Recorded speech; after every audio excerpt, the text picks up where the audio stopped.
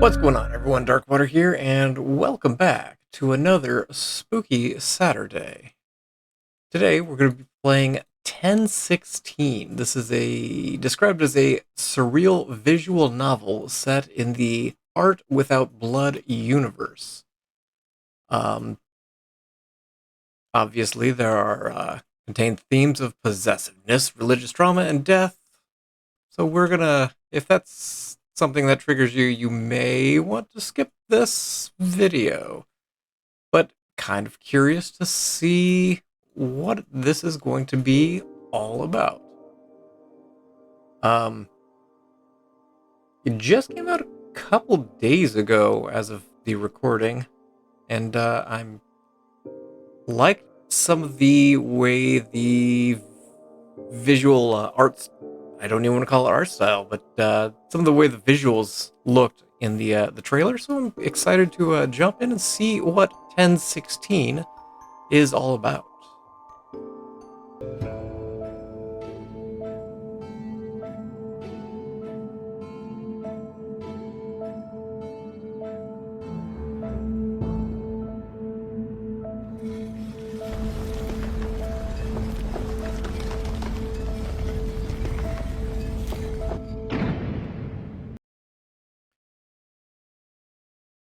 Now, there was an intro. I did take out most of it, given the fact that the game actually recommended to for streamers and Let's Players, because I assume it's going to get claimed otherwise. So, did a little bit of editing there.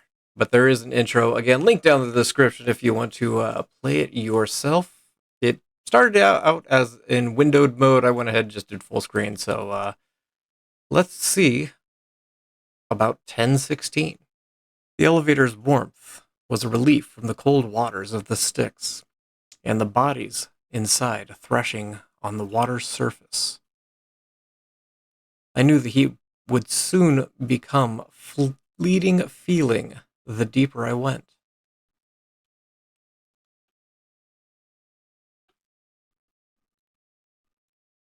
There we go.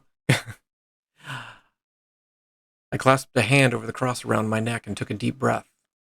The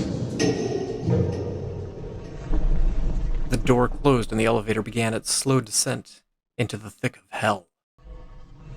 Each elevator ride had been vastly different from the last, in terms of both the elevator itself and the length of the ride down. While the time between the first and second circle only took 30 seconds, the ride between the fourth and fifth took what felt like 30 minutes. Some were smooth, in sleek modern elevators, others were... My knees wobbled at the sudden rumble. I leaned my back against the wall. It felt like I was going to be sick. I'd rather not die a second time, let alone in an old elevator. I shut my eyes and hoped my stomach wouldn't give out again.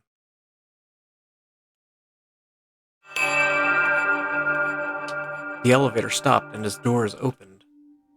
My eyes were not ready for the immediate surge of fog that washed into the elevator like waves. I swatted some of it away as I made my exit from the insecurity of the metal. Dirt scattered below my feet with each step. I was in a cemetery shrouded with a deep fog.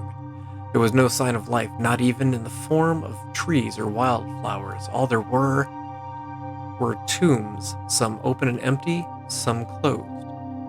I called out into the mist, hoping someone would answer. The keepers of each circle have made themselves hard to find. At this point, it was expected. I called out again, my voice vanishing into a rasp as the fog ate my words. There was nothing to do but walk. As I trekked through the dirt between the gravestones, I noticed some of the tombs were on fire. Not enough to set the dead grass alight, not enough to leave a smell. Eventually, I spotted someone in the distance, dressed in black and red, holding an umbrella. Were they a mourner? What would a mourner be doing in front of a burning tomb? I slowly approached, careful not to do anything too fast to set off the stranger. Are you the one trying to make their way to Satan? Yes? They were not facing me, their eyes still cast down into the flaming abyss below us. Are you too scared to respond, Fallen? They turned towards me with a small smile on their face. Both irises were white, but the rest of the eye was drowned in different colors, one red, one black. Over their mouth was a muzzle, like one a dog would wear if it could not keep its mouth shut, and its canines unsheathed. Welcome to Heresy, the Sixth Circle. My name is Dorian, and I am this circle's keeper. Might I know your name, Fallen?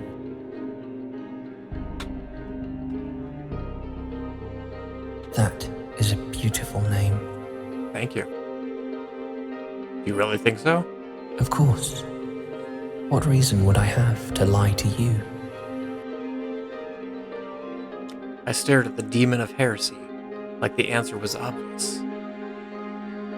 Your circle is for false teachers of faith, for those who say falsehoods about the way religion works. I've also taken the blasphemers and the liars under my wing. Does it bother you? You have been acquainted with my friends in limbo, lust, gluttony, greed, and wrath. Of course, the deeper you go, the more horrifying it may appear to be. But it is not as bad as you may have been led to believe. Truly, everyone has treated you well so far, correct? I reflected on each keeper I had met before coming down to the Sixth Circle.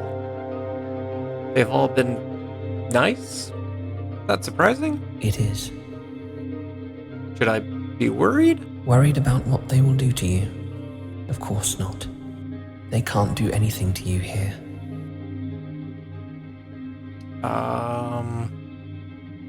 Let's ask about the fires, shall we? Why do some of the tombs have fires blazing within them? You're curious. I like that.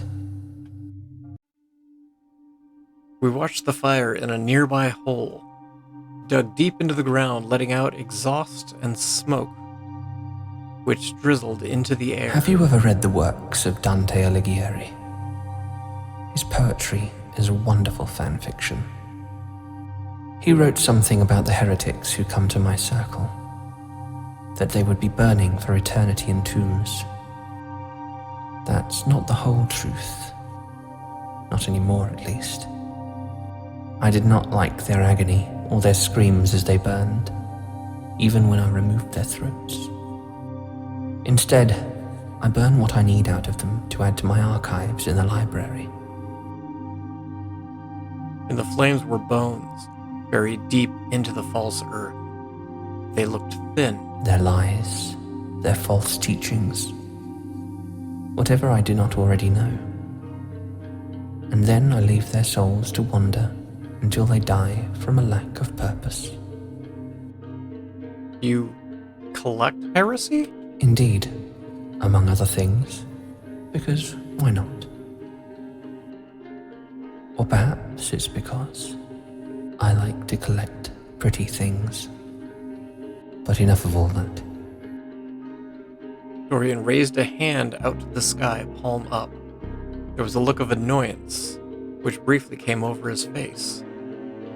I looked up into the sky. It was beginning to grow dark, filled with tones I had never seen before in rain clouds. Is rain coming? Ash. For the first few minutes, the fall is not bad, but it can become worse than a raging blizzard. We should hurry back to the library. I'll return later to observe the fires. He extends his hand towards Here. me. The umbrella will shield you from the storm until we get you to shelter. I could taste it in the air. The bitter remains of smoke had already made its home on my tongue. I guess take his hand?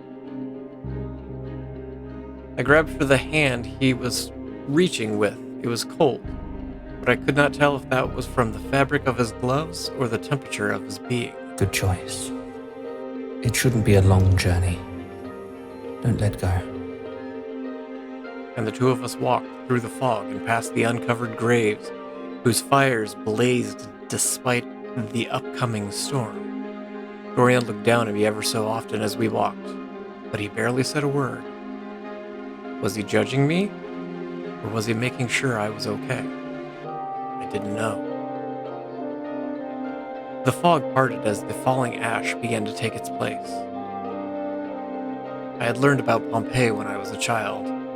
I imagined that the citizens of the ancient city witnessing this fall of ash. What would they have thought if they were in my position, unafraid and protected, certain of incoming shelter? Would they have found it beautiful? I would never get those answers. Birds flew above us. I could not see them, but I could hear their calls as they shifted through the ash.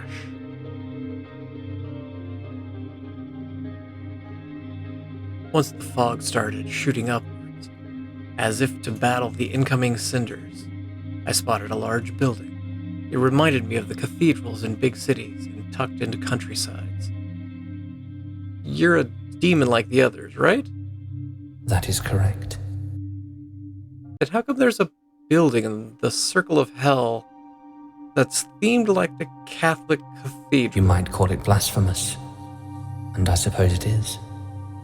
In truth, I've always enjoyed Catholic aesthetics, whether it be in their art or their architecture, though I can't say I love what they have to say. Well, that's understandable. It's not up to me or anyone else to change your beliefs. That's right. People don't like for their opinions to be changed, but some of us are masters of the silver tongue. Some may be easily swayed because they have no opinions of their own, and once they gain this opinion, it's permanent. Others may be as vampires who are weak to the silver, and they turn away. And these rooms become echo chambers. It's why I've read the scripture and holy books from every religion ever uttered, and yet none stick with me. But I can appreciate the aspects of most of them. Does that make any sense? I guess so. Now, shall we go in? As we walked on the steps, the front door opened for us. From it rolled a dusty aroma, not like the dust and ash of the graves, but instead like old books and wood.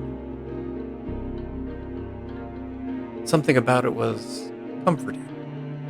Much more comforting than the storm, with its clouds putting pressure on the air in my lungs.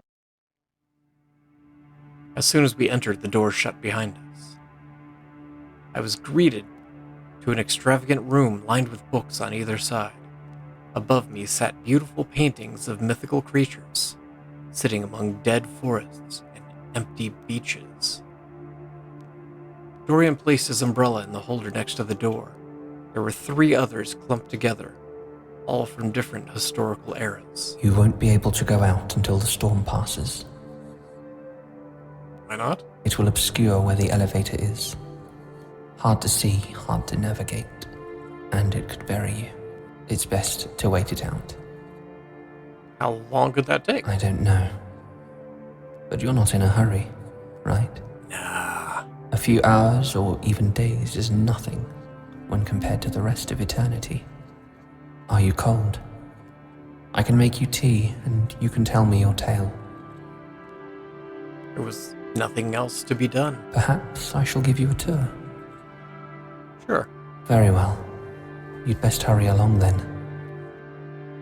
Dorian reached a hand out to me once more. You might wander off and get lost. There are countless things in my library of lies that would draw even the purest of souls in. We'll take his hand. I grabbed Dorian's hand. Who knew what was lurking in the depths of the heresy wall? That's quite cute of you, darling fallen.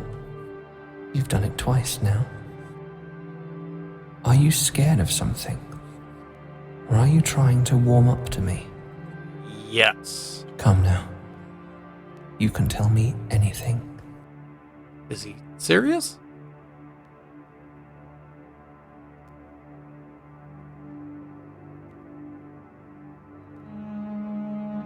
I'm leaning towards I don't want to upset you. I mean, you are kind of a demon. No, let's trust. Despite what I am, you trust me. Haven't really had a reason not to. I feel that if you wanted to kill me, you would have tried by now, and you've been only but kind to me in the ash. Dorian smiled. You're so innocent. That's me. It's cute. Thanks. We walked past statues, books, globes, and artifacts. He explained that most of the books were falsehoods, realities which people thought were real, but never truly existed. Beliefs that were closer to fiction than fact.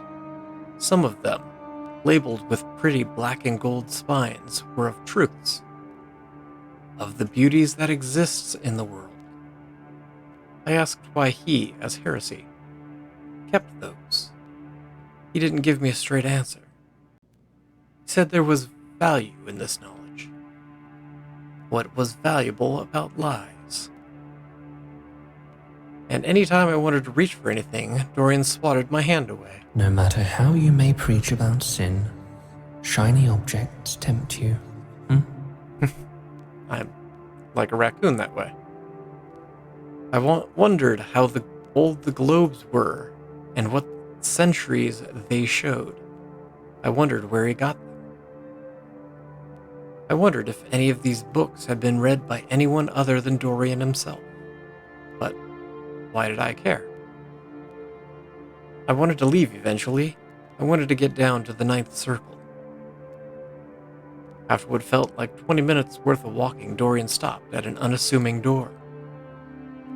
He let go of my hand and grabbed for the knob. This is one of my many studies.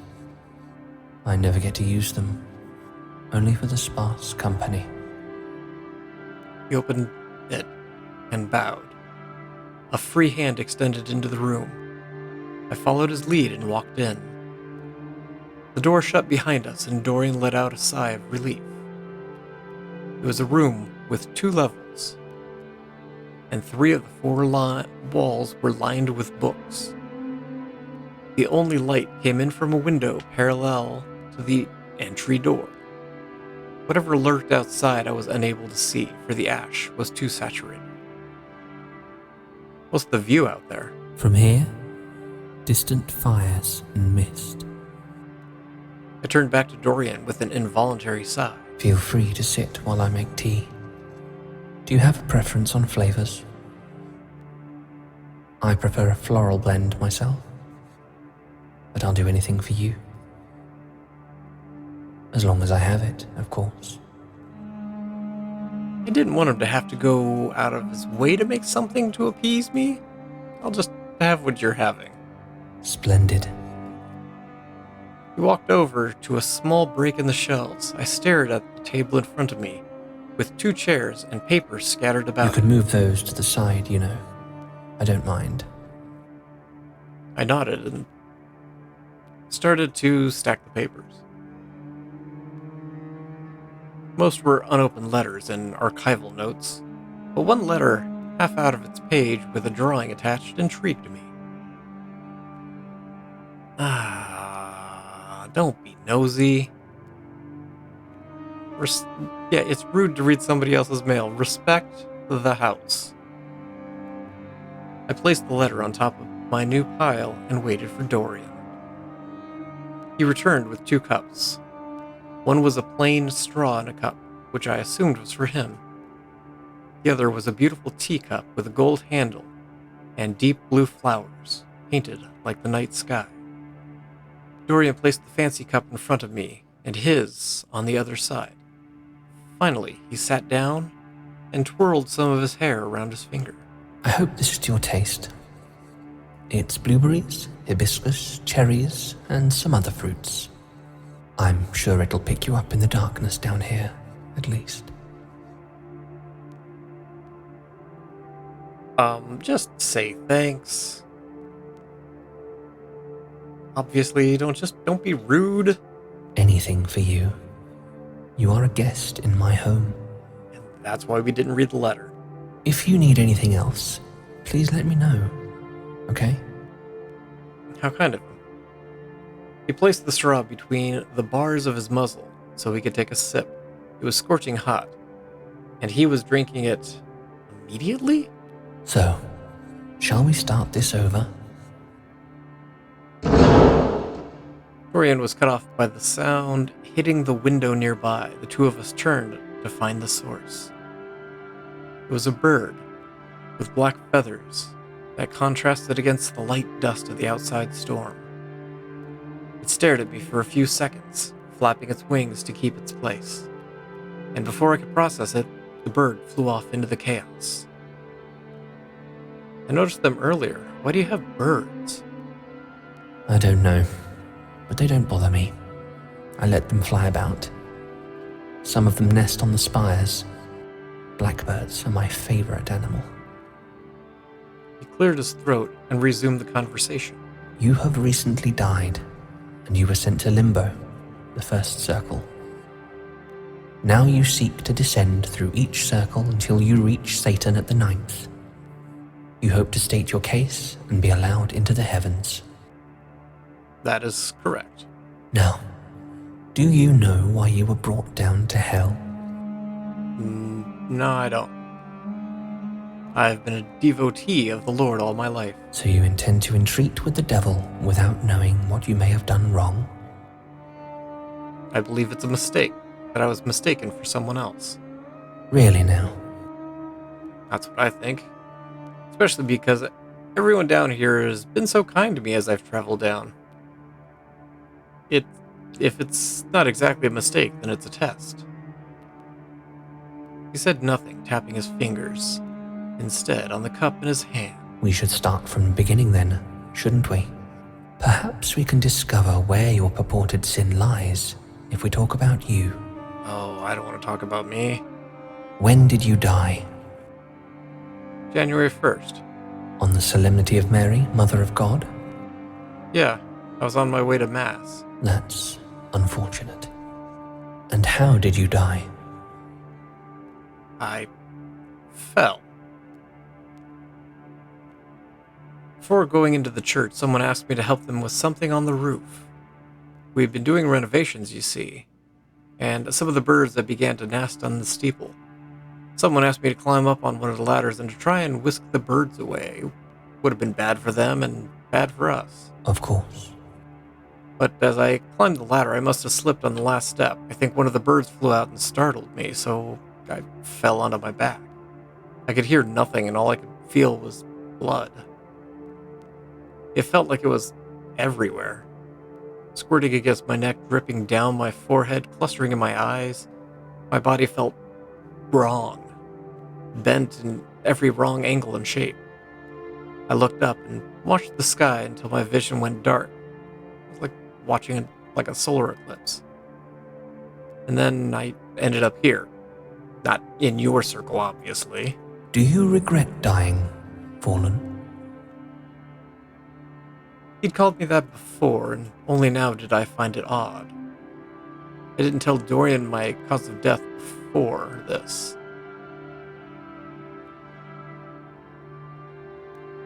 I don't think my nickname has to do with falling off the roof. I think it's being a fallen away from God, if you will. Answer his question. It was his choice to bring me to heaven, and this is his test. His choice? Everything is, isn't it? I think this is why I like you so much. Huh? You're so innocent. So naive. Sure. You believe a benevolent God would kill you so violently, and then send you down to what he considers the pits, the tombs, the depths. That he would abandon you like this. As I told you, it's a test to get into For entry into heaven. Revelations 21:4. And God shall wipe away all tears from their eyes, and there shall be no more death, neither sorrow nor crying, neither shall there be any more pain, for the former things are passed away. Conflict is what drives the human species. It's what drives innovation and love. If you had an eternity in paradise, would you want to do anything? Think of any desires you had as a mortal. All of those things you wished to do before you died. Travel, fall in love, make something worth remembering, learn something new, leave an impact.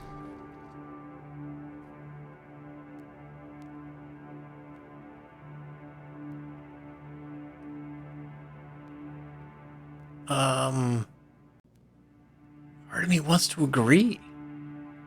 Let's agree. Heaven might be boring, might be scary. I don't know at the end of the day. No matter how much we read, how much we pray, we really don't know. That is true. Have you ever considered that your pastor's interpretation, or maybe your own, of holy texts could be wrong? It's like an English class. There is an interpretation that your professor may project. There's an interpretation which stems from the context of the time and place in which it was written. There's an interpretation directly from the author. Then there's your interpretation. Oh, darling fallen. Dorian, can I ask you something? You can ask me anything. You push this idea that heaven is a boring place. Is it the same for hell for someone who is not suffering? Only the truly wicked suffer. But it would take up too many resources to make an exponential amount of souls suffer for eternity. We may have eternity, but we like to make things quick. That's not exactly what I'm trying to ask, but it's interesting that apparently resource management in hell is the thing. Are you bored down here? Bored? I wouldn't say so. I have lots of work to do. Bodies to burn, people to release, books to catalogue. Sometimes they allow me to gaze upon the human world and observe the living before they fall into the circles. I cut him off. Are you lonely? I haven't seen anyone else here except for you. You must get lonely with no one to talk to. He didn't respond for a few moments. He may have seemed like he was looking at me, but instead he was looking through me. I suppose I do get lonely. I have friends, other demons mostly, who come to visit and assist, but they leave. They have to. They have other obligations and their own concerns to consider. I just wish that... He swallowed and closed his eyes. Pay me no mind. We have more pressing issues to worry about. Your locket. My locket? Huh? He held his hand out to me. Let me see it. I had nearly forgotten the new piece of jewelry which sat loosely around my neck, after I tried prying it open to no avail in the second circle. Why? You know how people will keep the portraits and memories of their loved ones tucked in a locket close to their heart, so they do not forget what is most important to them? It's similar to that, only it's with your memories. I unhooked the silver clasp sitting at the back of my neck and handed it to him. He was careful not to touch the clasp. Why? The keepers of the circles offered no response when I asked about its purpose. Dorian stood up and walked to a row of books behind him. Each looked old, older than any church I had ever visited. It shall be easier to pass through if we can just... Picked up the fifth book from the left, which had the faded label with 13 written in purple. This one should work. Dorian began flipping through the pages, being gentle with each one. Ever so often, he pushed his glasses up with his index finger. What are you doing? I'm trying to find an empty page. There we are. He opened a page towards the back of the book. It was decorated in a border of twigs and birds, painted in neutral matte colors. The most peculiar part was the oval-shaped hole in the middle of the page. Dorian placed the book on the table. He then placed the locket in the hole. It fit perfectly. I looked at his face, admiring the way his eyebrows knitted and lips parted in concentration. We then close that, and now all we do is wait. He used the chain of the locket as a bookmark before he closed the book shut. What does that do? It will write out your life story for me, all on one page. We need only give it a few minutes. Can I interest you in more tea? I think I'm all right, thank you. Let me finish this cup. All right. Dorian stood up, taking his cup and returning to the corner where he had originally made the tea. I looked down at the liquid swirling in my cup. When I glanced back up, Dorian was staring at me with a soft expression on his face. Dorian? Oh, apologies. He turned away from me and began rummaging around in the drawers. Let's ask Dorian about himself. Can I ask you some questions? I'm an open book.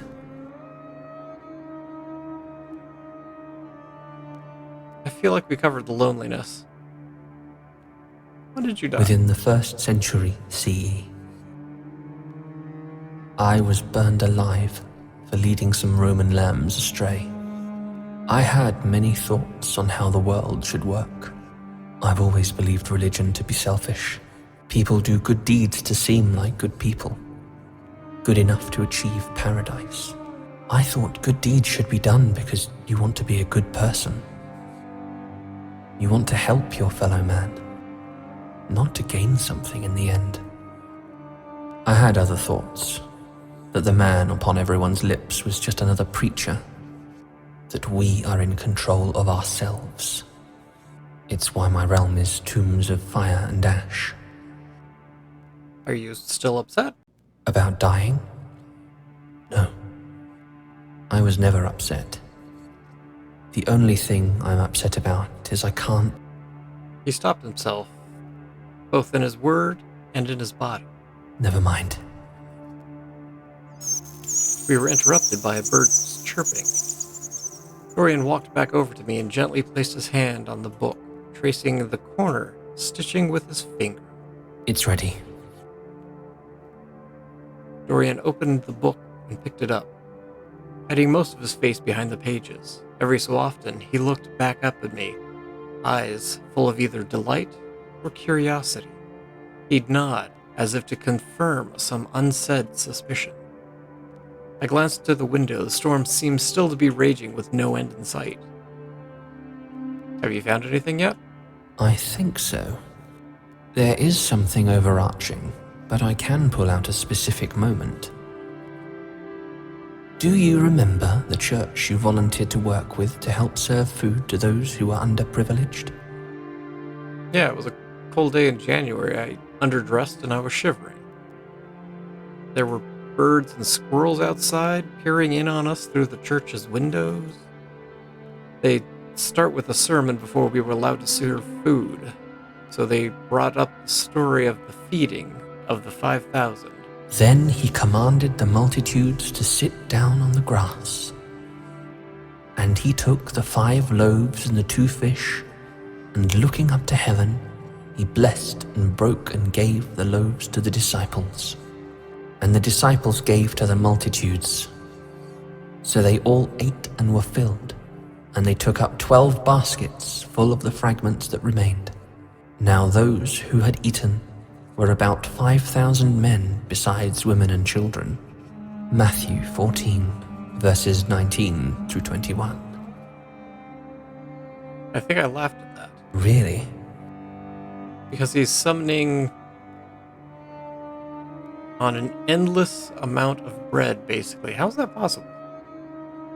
I understood what the passage was saying, to make use of what you have, but I didn't take it literally. There are many absurdities in the texts. Silly things, annoying things, things that don't make sense. It's like how we think of Greek and Roman mythology nowadays. Less so that it really happened, and as more of a fable. I think of Ambrose Bierce in a more modern context. So you take a lot of what's in your text as lessons, rather than fact. Yes. So do I. And therein lies your sin. You don't take it literally. And that's a heresy. Before I could have any sort of reaction, Dorian continued. It's unfair, isn't it? To be curious. To question what you're reading or what you're being told.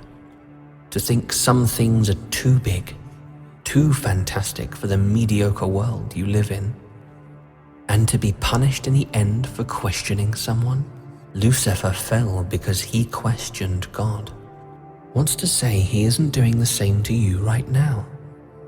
Someone who has been a devout, loyal follower, despite never seeing his face. That's such an innocent sin, though, isn't it? It's human nature. That's why we must forgive and repent, because we're flawed. But why is that a bad thing? No one should expect someone as wonderful as you to be perfect all the time, because you're perfect in your own right. What are you saying? I couldn't take it anymore. I came to the mortal world as a bird to observe those following a faith I had come to detest. That was the first time I saw you. I don't know what it was about you, but you caught my eye in a way no soul ever has. And so, every so often, I would visit you as a raven outside your window, whether it be in a holy place or in the confines of your home. I knew your beliefs. I knew you. And you were fantastic. But I knew you would have to come down here eventually, because you were so uniquely you. Frankly, I was selfish. I could have waited for you to die much, much later. Did you kill me? But I wanted to see you now. And I thought that if you lived your whole life only to be sent to hell for being human, it would be worse on you. So I killed you. Yes, you did. I was the bird that flew from the spire and caused you to fall. I didn't mean for you to die like that, but that's how it happened. And you came down here to me after I asked everyone above to be nice to you, just so you wouldn't fall victim to their hunger. And here you are, looking as beautiful as you've ever been. And I haven't been able to stop looking at you ever since. I've kept my composure, but I want to be with you like this forever. Dorian hugged me, arms tight around my body. No words were able to come from my mouth. I couldn't process anything. Was I in shock? Disbelief? Was I feeling the same? Or was I feeling differently? How had he done all of this just for someone like me? I felt his gloved hand wipe at a liquid trailing down my face. Was I crying? He pressed his forehead against mine, his head tilted slightly due to the muzzle forced onto his visage. His pinky finger found his way around mine, holding tightly. It's okay. You don't have to say anything. I already know that you feel the same way I do. And you want to stay.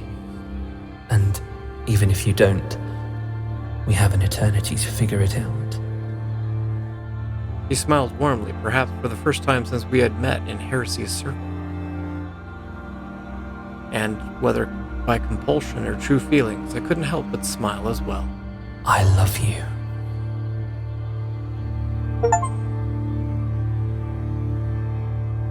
Okay. So that is ending 4. So again, I think there's 6 endings. Interesting. I kind of want to run through this again. What if we don't hold his hand?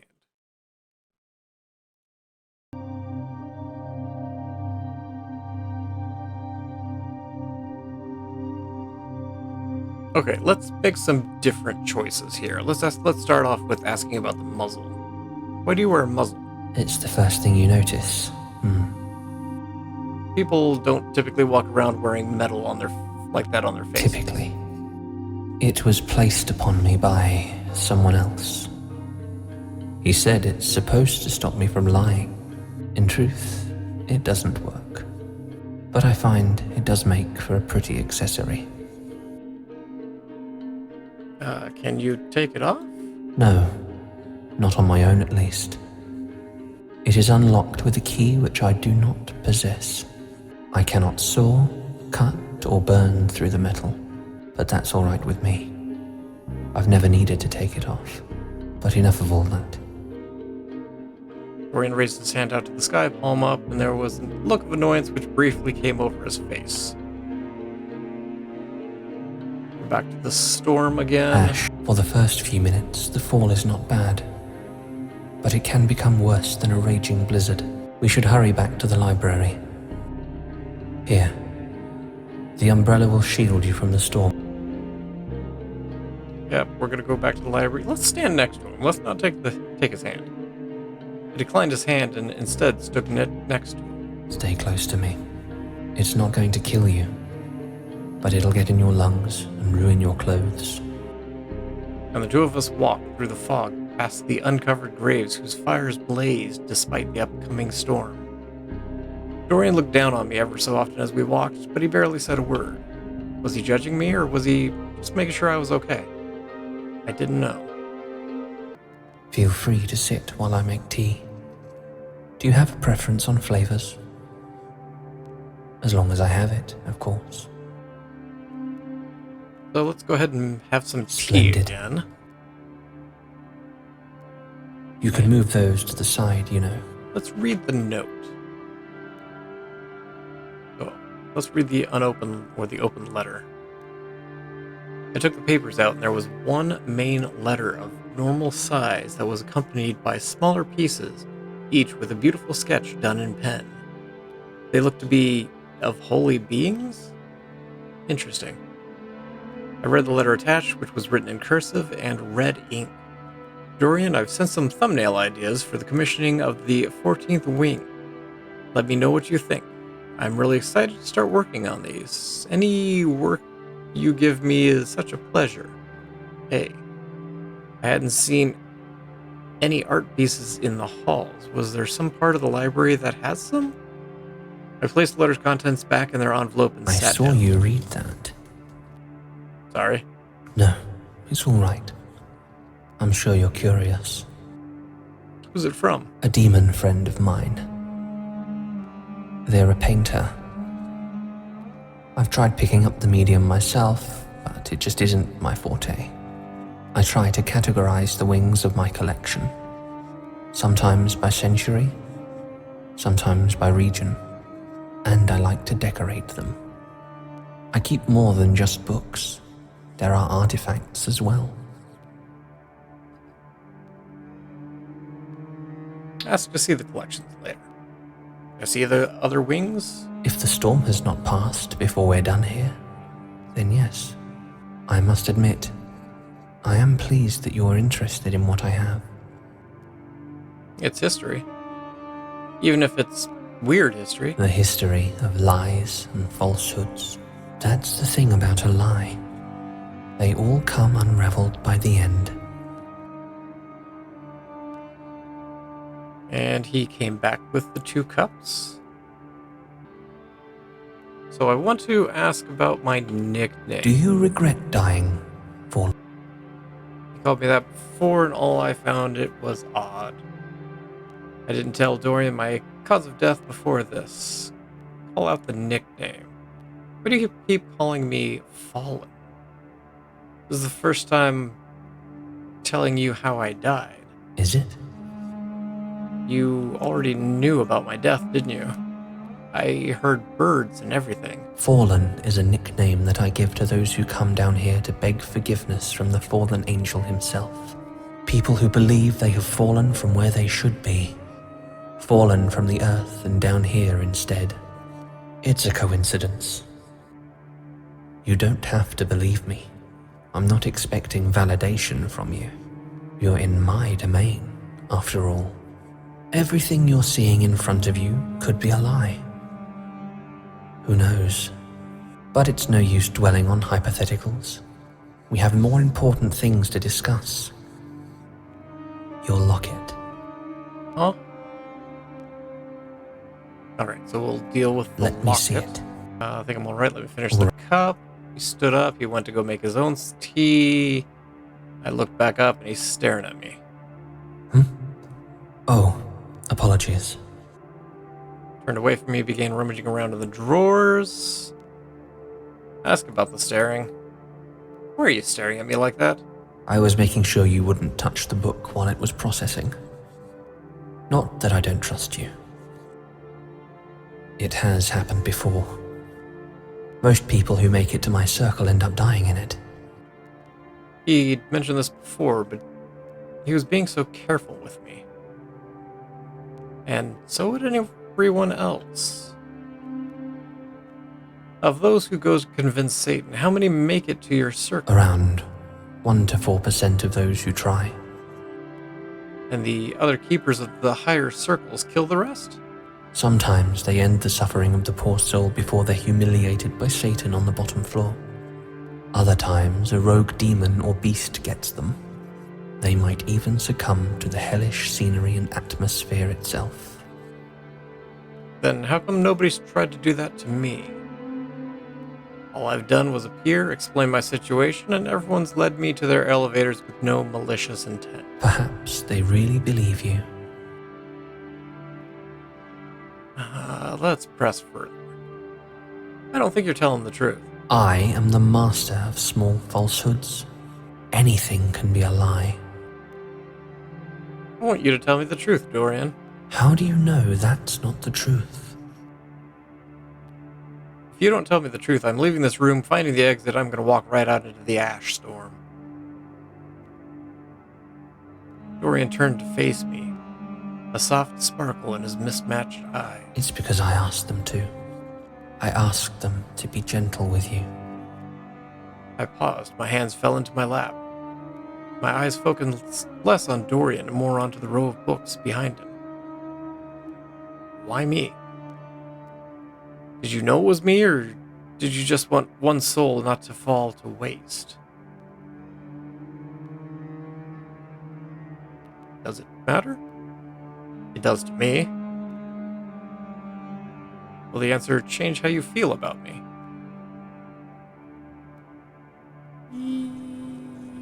Yes. Then you will find out on your own. Okay. We were interrupted by birds chirping. Dorian walked back over to me, placed his hand on the book. It's ready. And it's ready. He's gonna read. I think so.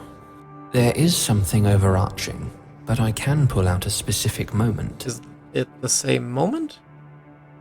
Do you remember the church you volunteered to work with to help serve food to those who are underprivileged? Yes. It was the cold January. Birds and squirrels peering at us. Start with the sermon about the feeding of the 5,000. Then he commanded the multitudes to sit down on the grass, and he took the 5 loaves and the 2 fish, and looking up to heaven, he blessed and broke and gave the loaves to the disciples, and the disciples gave to the multitudes. So they all ate and were filled, and they took up 12 baskets full of the fragments that remained. Now those who had eaten were about 5,000 men besides women and children. Matthew 14, verses 19 through 21.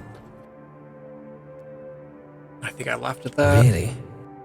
Because I think that's supposed to be sermoning on an endless amount of bread, basically. How is that possible? I understood what the passage was trying to say, but I didn't take it literally. There are many absurdities in the texts. Silly things, annoying things, things that don't make sense. It's like how we think of Greek and Roman mythology nowadays. Less so that it really happened, and as more of a fable. I think of Ambrose Bierce in a more modern context. So you take a lot of what's in your text as lessons, rather than fact. Yes. So do I. And therein lies your sin. You don't take it literally. And that's a heresy. Before we could have any sort of reaction, Dorian It's continued. unfair, isn't it? To be curious. To question what you're reading or what you're being told. To think some things are too big, too fantastic for the mediocre world you live in. And to be punished in the end for questioning someone? Lucifer fell because he questioned God. Wants to say he isn't doing the same to you right now. Someone who has been a devout, loyal follower, despite never seeing his face. That's such an innocent sin, though, isn't it? It's human nature. It's why we must forgive, repent, because we're flawed. But why is that a bad thing? No one should expect someone as wonderful as you to be perfect all the time, because you're perfect in your own right. What are you saying? I have a question for you. Do you still want to go down? Do you still want to face Satan? He will reject you, you know. Even if he believes in you, you know what your Creator will say. He'll cast you right back down here, and it will have to be here. Do you truly wish to go through such effort, only to be humiliated and rejected? I'd hate to see that on you. I really would. But it's your own decision. Ooh. If you stay here, I will take care of you. I will tell you everything you want to know. If you would continue down, I will ensure that the keepers of those circles treat you with kindness and lead you to Satan easily. Then, if you are rejected, I will welcome you upon your return with open arms. What if I'm not? I don't think you'll make it to the paradise you desire, because in truth, it's not as fantastic as they make it up to be. But, as I said, it's your decision. Let's go see Satan. I think I'm gonna try. Can't hurt to try and see what happens. And if I come back, then I come back. If that's your choice, follow me. Okay. It led me out of the room and back into the hallway. The elevator's always been in the building? Yes, it has. Why I didn't say this earlier isn't for you to know. Probably because you're trying to seduce me? We walked for maybe 10 minutes past paintings and shelves of ancient artifacts. He stopped at an unsuspecting shelf where all the books were the same color. Dorian pulled one book, and the shelves opened outward to reveal a modern elevator. This will take you down to violence, the seventh circle. Just let them know I allowed you down. They'll know what to do. Is it violence? I pressed the button labeled 7. Dorian raised one hand and waved it shyly, like he wasn't sure if he should.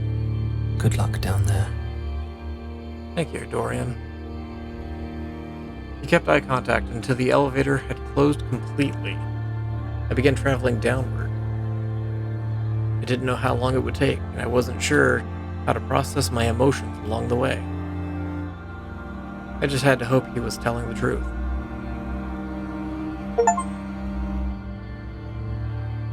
So ending 5, sent to my doom back, crying in your arms. Still looks like I got rejected, and I'm back again. But I'm going to go ahead and leave this here. Thank you all for watching. I appreciate you guys for being here. Again, if you want to give it a try to see if you can get one of the other 4 endings, link down in the description below. Hopefully you guys have yourselves a fantastic Halloween season. And as always, I hope you guys have yourselves a spectacular day. Bye.